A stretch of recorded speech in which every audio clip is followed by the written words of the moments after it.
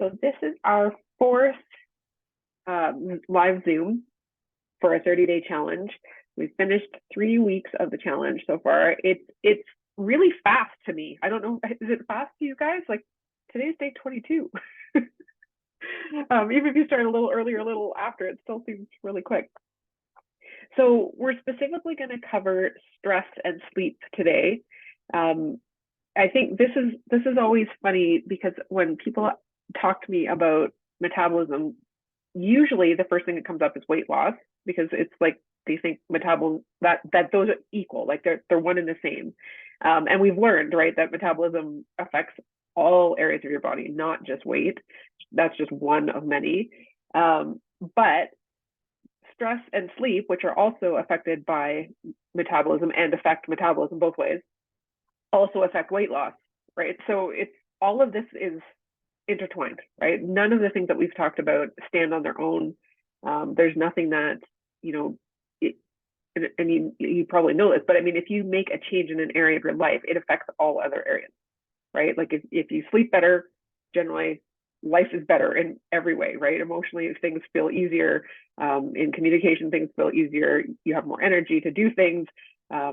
Life works more easily. And so sleep is a huge part of your metabolism and in just living a happy life. I think it's so funny when people, I've had some people through the years, even when I was in my homeopathy practice, where they just weren't happy. And many times fixing sleep changed how they felt about life, right? So I think that's always so interesting that sleep has such a big benefit. And the other thing too is stress, because we all deal with it all the time to more or lesser extent and more at certain times than others. But specifically for women as well, sleep and stress work around cycles. And whether you have a period or not because you're in menopause or because you're on, birth control or whatever, it still doesn't matter. We still have a cycle. It may not be the same cycle as somebody who, isn't, but we all have cycles. We definitely, our hormones are constantly shifting as women. And so that does not change. The things I want to talk about today are kind of some neat ones. I mean, some of it will be things that you know, but I hope some of it are things that were either you've forgotten or just didn't realize how they could be so easily tweaked. So feel free, Esther and Linda, if you want to ask questions, just unmute yourselves or join in or give examples or whatever, that's totally fine. So generally, let's start off with the idea of sleep and then we'll go to stress after. But generally what we want to see is that in a not hugely stressed state, your cortisol levels should be higher in the morning. And that's to help us wake up and have energy to be like alert and with it. Okay, so that's normal. Cortisol is a good thing in our body. It's too much that we have an issue with. But generally, your cortisol should rise and kind of peak in the morning and wake you up and get you going. And then around 10-ish, okay, not on the dot, but 10-ish in the morning, the cortisol starts to lower. Okay, if we're not super stressed, that's what should happen. And then as the day goes on, it continues to lower. And then during the later afternoon into the evening, our melatonin levels should rise. And that's what makes us feel kind of sleepy and groggy and ready for bed. And then, those continue through the night and help us to sleep. And we go through our sleep cycles. And then again, our cortisol starts to rise and we wake and we feel alert and ready to go. Okay, so that's the ideal. However, when we're in a state of stress, so we'll throw this in now, but if we're in a state of stress and we're living with continuously high cortisol levels, right, or higher most of the time, then the opposite ends up happening. So we, instead of having that dip after the morning with the cortisol, it stays up and sometimes rises or has like peaks and rises through the day, depending on your stress and what's going on. So when it comes time to go to bed, it hasn't had that lowering effect. And that's where we get that tired but wired.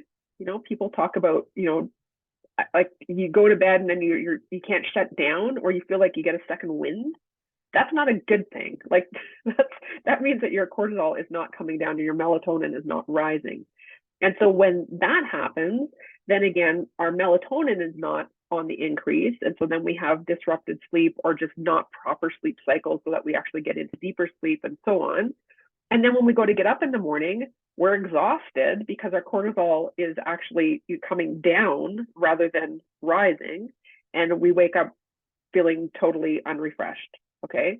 So if that is you, right, or anybody that's listening to the recording after, if that is you, then probably the best thing you can do for yourself is actually to deal with your stress level.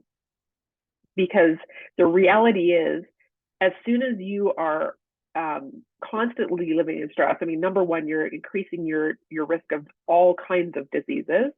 Number two, your sleep will be impacted. So then you are also increasing risk of disease, and in your emotional response, your ability to handle things, your coping mechanisms, everything basically is affected if you're not sleeping well. And again, if stress levels are high, life tends to be miserable. It tends to just not have the joy that it could have, right? If you're feeling like you're handling things well, right? When you feel like it's all coming down on top of you, it's really hard to feel happy, throughout your day. So stress can be one of those things where, as when we're doing this 30-day challenge, and we're trying to kind of, fix and help our metabolism to be more flexible and not so rigid, one of the things that we have to be aware of too is we have to take control of our stress levels. Like just taking advantage, taking assist, doing those things, that isn't fixing our stress, right? Like those cannot fix your stress. They can help your body respond better, whatever. But if you keep putting your body under that state of stress, you're just working against yourself, right? So if anything, if things are not changing, and stress can be for multiple reasons. If you look at the post that we have in there today, it's not just emotional. I like that, Linda, you commented on that. Stress is not just from feeling emotionally burnt out or feeling like, you're having stressful conversations or have stressful relationships, or stress can be caused by multiple things, including just physical stuff that we do to ourselves and our environment and our surroundings. So it can be from any of that, right?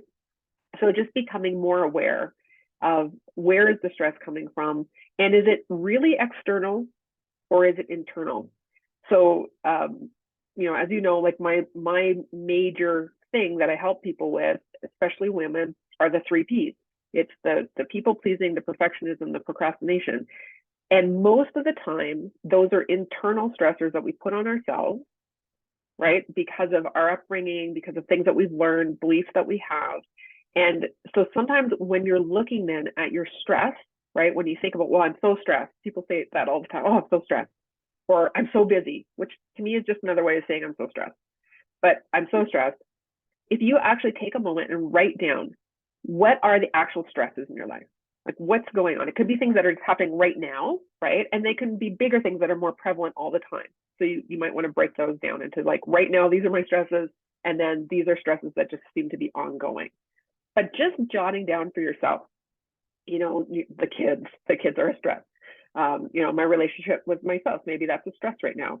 Maybe finances are a stress right now. Maybe your job is a stress, but what is it about it, right? Is it lack of finances? Is it, your boss and your communication with him? Like, what are the things that are the stress in each of those areas of your life? And then it's really looking at, is the stress that I'm finding in it an internal stress or an external stress? So for example, if my stress is that I have a boss and I'm stressed every time I have to communicate with him, is the stress there because he is constantly telling me that, this isn't good enough, you need to add that, I want you to stay later? That's external, right? That's coming from him. But if the stress is, I feel like I'm not worth anything. I hate going to talk to him because I'm not sure how he's going to respond. I feel like I'm not good enough in this position. Like, is that your thoughts in your head about you, right? So that's internal. It can be a bit of both too, right? But kind of break down, what is it? Are these internal, external? And as you go through your list, what percentage of your stress is an external stress? What percentage of your stress is internal stress?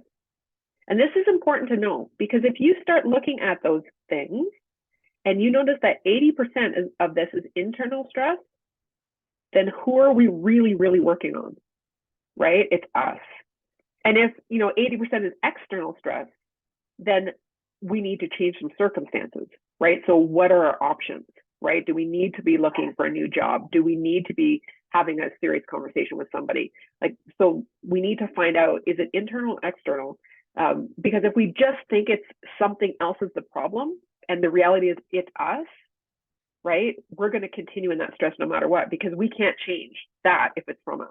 And if the problem is external, and we keep trying to do it differently and fix ourselves and react differently, but the problem is actually the issue that's out there, then we have to change the issue, right? So it's important for us to really be clear on where that stress is coming from.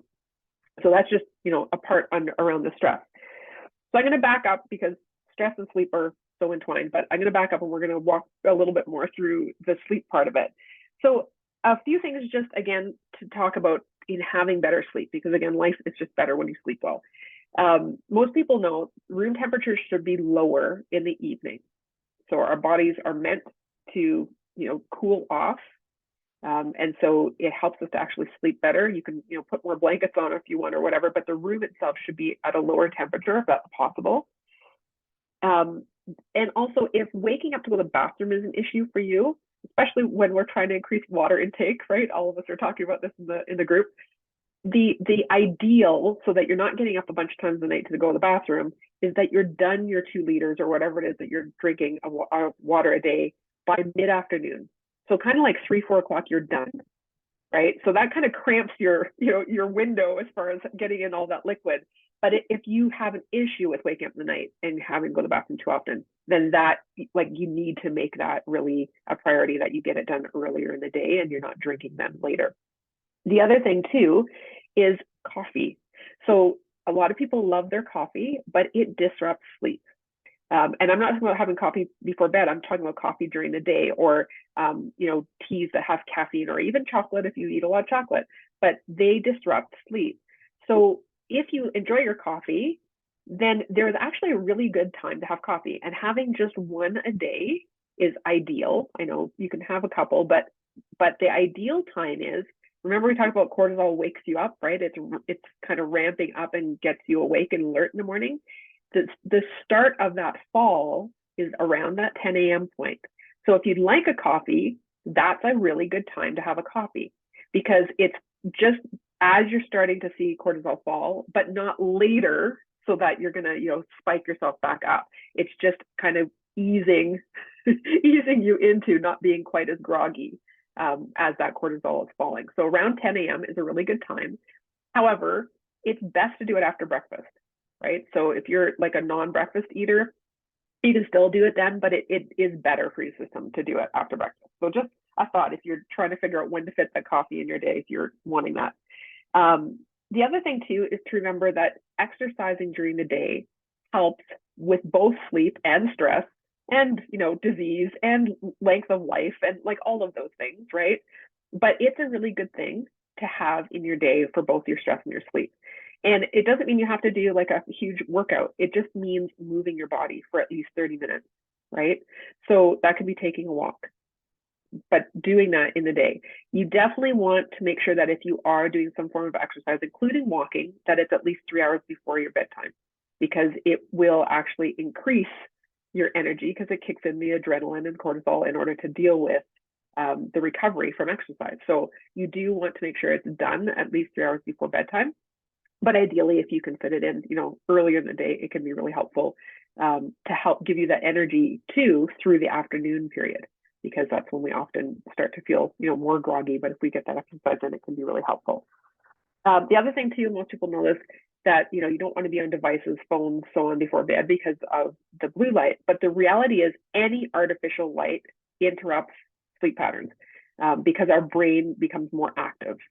And so just considering, even the hour before you go to bed, lowering the lights, right? If you're in a room with a bright light, put on a small light, a table light or something like that, but just really starting to slow down the activity in the brain. And that's just by, being more aware of what you can do to calm the mind. And so one of those things is lower lighting. And the other thing too is probably the thing I hear the most from women is waking up in the night and not getting back to sleep. and having a really busy brain, right? And everything coming out in the middle of the night. So, number one, I mean, I'm all over essential oils for that. So, like, I love vetiver or Roman chamomile, any of the wood, cedar wood, sandalwood, frankincense, like you name them, all of those would be fantastic. Lavender can be useful both before and during the night in diffuser to help you stay more in that sleep zone and not have those wake up periods and help you get back to sleep more quickly if you do wake up. However, vetiver is my favorite if you have a really running, monkey brain going on. The other thing too, and this is something that again, we talk about habits and putting things where you need them, is putting a piece of paper and a pencil or pen on your nightstand, like right beside your bed. So if you do wake up in the night and your brain is really going, dump it all out on a piece of paper beside you and then go back to bed.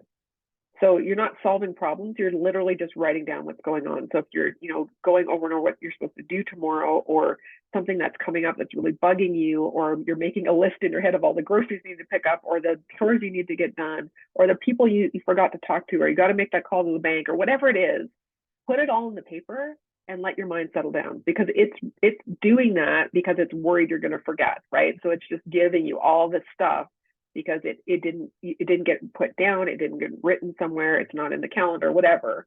And so sometimes just having a sheet of paper and a pen right beside your bed, so that if that happens in the night, you can just put it there, and then your brain can say, okay, you paid attention. So that can be really useful as well. The other thing too is just magnesium can be really helpful if it's something, again, that you're not sleeping well, like you're waking, or you're taking a long time to go to sleep. And again, that's something that you can even talk to a pharmacist about what would be a good dosage, but getting a good quality magnesium. I know I really like in the woman's pack, like we have a magnesium option there with the CalMag. And so there's different options, but that can be really useful. It's also useful if you have restless leg syndrome, and that's generally from some type of a vitamin deficiency.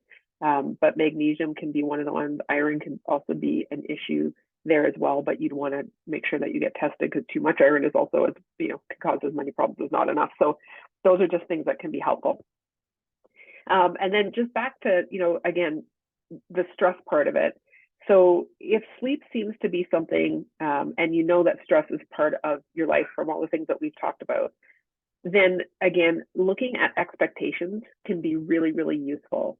One of the things that I've heard a lot, actually responding to different emails that I've had out about the 3Ps and being a perfectionist or a people pleaser, procrastinator, is when women are telling me, I think that, or I should, or my, I don't get enough done, or, I have a hard time getting my entire to-do list done through the day, or I feel like I'm falling behind.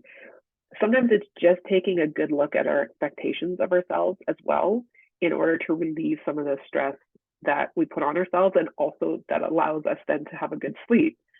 So again, if there's things that you're finding are internal stressors that you are putting on yourself, then something that you can really do is look at what are the expectations that you have of yourself, and are they really realistic?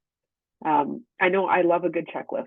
Like I still have a paper planner. That's what I have. I have a year planner it's right here right now beside me, that has every single thing that I have to do for the day. And some of it have, times on it, other it just has AM or PM, but that's there every day. And I like to check off every single thing. And if I do something that wasn't on the list, I'll add it into my calendar and check it off, because, I got something else done. So like, I get that.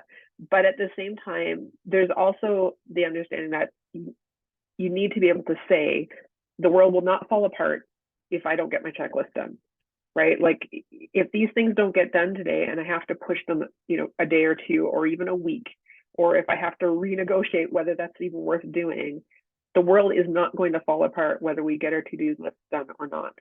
And I think for many women, what their routine is, or what they believe is part of their value, is how much they accomplish.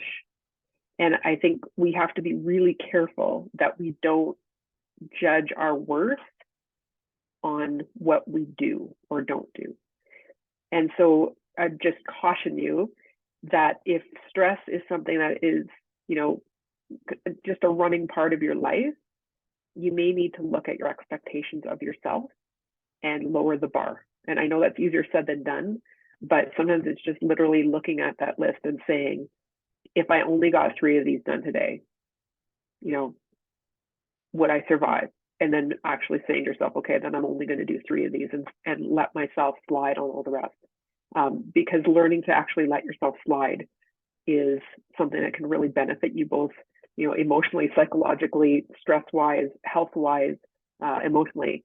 And so learning to let things slide can be, and just coming from a super recovering perfectionist, I can tell you it's a super hard thing to learn, but it really can make such a difference in both your joy, in daily joy, and in just feeling like I have more value than what I accomplish.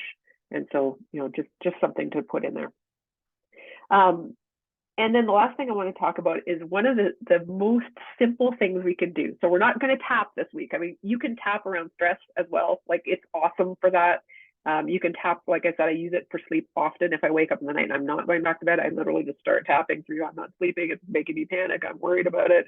What if I'm in a bad mood tomorrow because I'm not sleeping and then I'm going to be so tired tomorrow? Like, I do that all the time. And literally I finish it and I'm out in seconds. So I really, really like it for that.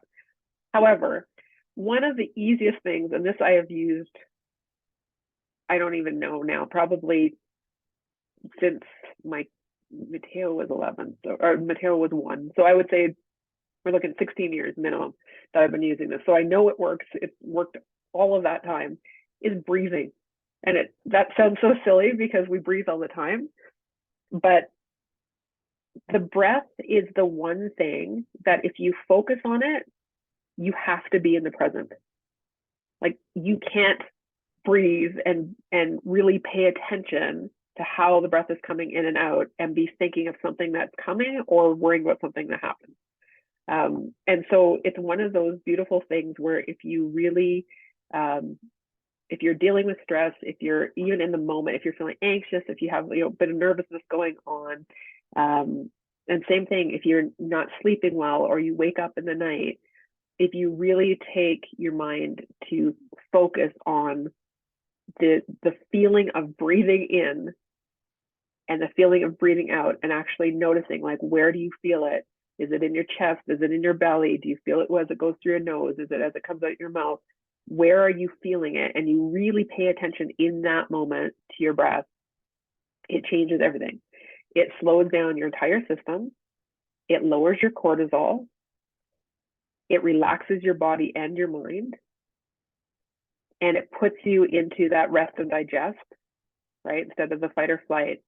So everything about breathing, beyond the, in the moment and mindfulness part of it, it helps your entire body.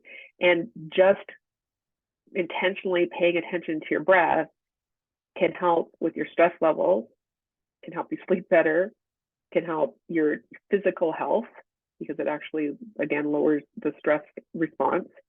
And it puts you in, again, being here, so that if you are concerned about something else, if you were worrying about something, if you're, upset about a situation, or you're, worried about something that's coming, or you're feeling guilty about something happened, whatever, like past or present, or past or future, it just takes you out of that and brings you back here. And so one of the things, we're going to just do a really, really simple breath practice here while we're here. And there's lots of different ones. I mean, I've studied pranayama in all different ways, and dozens of different ways that you can breathe. But the truly, truly simplest way to breathe, if you've never done focused intentional breathing before, is breathing in. So you're literally, like, as you breathe in, and I prefer breathing in through the nose and out through the mouth, because it does help, again, to get into that parasympathetic system and allow things to calm down. But again, if you have a stuffy nose or you can't, then just breathe in through your mouth and out through your mouth. But the idea is, when you breathe in, you actually say to yourself, like, breathe in. So you're breathing in, you're saying breathe in. And then as you breathe out through your mouth, you're saying breathe out. And that's the super simplest way. You're literally like, breathe in, breathe out. And that's it. If you are looking to lower cortisol levels, and you're looking to lower stress, and you're looking to calm the system and get into, like I said, that rest or digest response, then the only difference is we want to breathe out longer than we breathe in. So again, the most simple, when I first started doing this, was when I had the worst anxiety ever in my life, and this was the very first tool and technique that started to change things. And I would literally just count. So I would like breathe in and I would count like 1,000, 2, 1,000, 3, 1,000, 4, 1,000. I would stop and count 1,000, 2, 1,000. So I was just holding my breath for 2, and then I would breathe out for 6. 1,000, 2, 1,000, 3, 1,000, 4, 1,000, 5, 1,000, 6, 1,000. So it's 4 in, a hold of 2, out for 6. So any of these, I would encourage you to try it. Try 10 rounds of either, breathing in for 4 and breathing out for 4, or again, like I was saying, if you want to slow things down, breathe in for 4, have a little pause, breathe out for 5 or 6, whatever works for your breathing, and try that 10 times through. And just doing that, you can do it like anytime you want. If you're feeling stressed, you can stop and do it. You can do it just before you go to bed, as you're falling asleep, and just count them out. You could do it as a meditation to slow yourself down, say before you wanted to do some reading, or if you do devotionals, or if you pray, or if you meditate, you can just take that time and do those 10 rounds when you need to slow things down. And one of the times, which is the hardest to remember, and I can't even tell you to set an alarm on your phone, which I love saying, but I can't even tell you to do that because you don't know when this is going to happen. But one of the best times to do it is when you're in stress. So for example, I happened to butt head with one of the kids yesterday, and it just came out of nowhere. Like it was just, they said something to me that just totally got me going. And inside me, I'm trying not to respond in the moment, right? And, like normally you just blast something back out and then you think later, oh, I shouldn't have said that. And that's the moment where I've learned now, let them finish. Okay, we'll talk about it later. Like that's my response now is always, okay, we'll talk about that later. Just give me a few minutes. And I just go to my room and I shut the door and I stop and I do my 10 rounds, because I know that my system is now in adrenaline, right? My shoulders and my ears, my insides in knots, right? My stomach's upset. Nothing I'm going to say is going to be good. It's not even rational or logical anymore because I'm responding on emotion. And in the reality of it is, a year from now, even 2 days from now, this will not matter. So let's take those 10 rounds and just breathe and then think logically through, like, how do I want to address this? And so that can be really useful if you can remind yourself, okay, just take it in the moment. I'll come back to you, right? Give me a few minutes and remove yourself. If you're at a workplace, go to the bathroom, take those 10 rounds of breath. But it can be really, really useful. And again, it's bringing that stress level that is super heightened all of a sudden, right? We went from 0 to 100, which again, if we allow ourselves then to stay in that state, we increase our chances of all kinds of disease because we're literally allowing cortisol to rush and stay and be prolonged in our body. But if we can say, okay, I'm going to quickly remove that heightened cortisol and I'm going to let it drop back down. I'm going to allow my body to level out. I'm going to bring those hormones back into, into a more level state. Then I can move forward. And you can do the same thing with tapping, right? It helps to bring the system back down into that homeostasis. So just having some of these tools in your tool belt can be really useful, because as much as, whether you want to lose weight and that's why you're doing the MetaPower 30 days, or it's because you want to have more energy, or it's because of whatever, right? The reality is every single thing that we're trying to achieve, whether it's emotional, physical, mental in our lives, none of it will be as good if you were in a stress state and if you are not sleeping.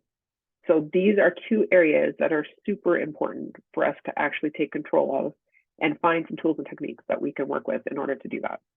Make sense? Yeah. Any thoughts, comments, ideas? Dawn, I've actually been doing the breathing thing. And what I have found, because I have the busy brain issue going on, and it's been that way for a long time. But I actually now, when I wake up, most times I remember it's becoming more natural and automatic, that I actually pay attention to like where I'm breathing from, um, because a lot of times it's like I'm not even having a deep breath, Right. because I'm just feeling that stress. And when I do the breathing thing, I can literally now realize that lots of times my hands are in this like closed kind of thing, and I literally will begin to feel them relax.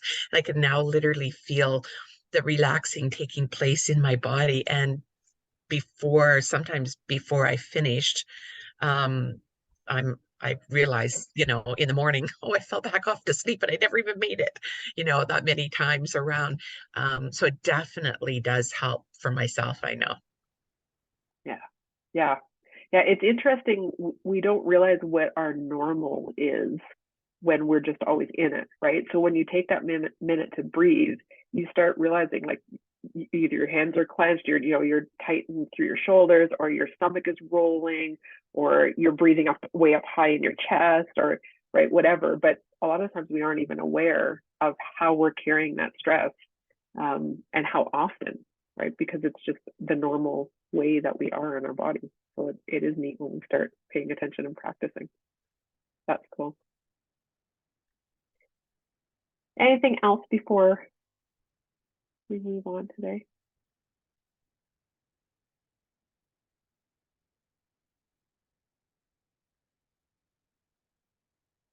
Okay. So just to close out for today's session, one thing that I would love for you to do as homework is to pick one way that you can use to reduce. Let's go with reduce stress, because I think the reality is if we reduce stress, we sleep better anyway. So we'll go with the stress end of it. But one way that can work for you specifically to reduce stress. So again, it could be using those breathing methods. It could be getting out and moving more in the day. It could be again getting more sunlight. That's another one that can be really useful. Is getting some natural sunlight. It helps to um, with our circadian rhythm and just be able to sleep better. It also helps us to wake up more if we do that, especially in the morning hours. It could be just having, maybe it's a conversation that needs to be had and you know that, and so you're sitting in the stress and you're not actually dealing with the situation. So pick one thing that you would like to do in this next week in order to help improve your stress levels personally. And if if you're finding that it's working really well, or you're finding things about yourself as you're going through it, share it with us either in the WhatsApp group or in the Facebook group or whatever. It's always nice to hear what people are experiencing, and it also helps others who are trying to find ways to make changes in those areas too. So that would be great. And otherwise, we are going to meet back here next week.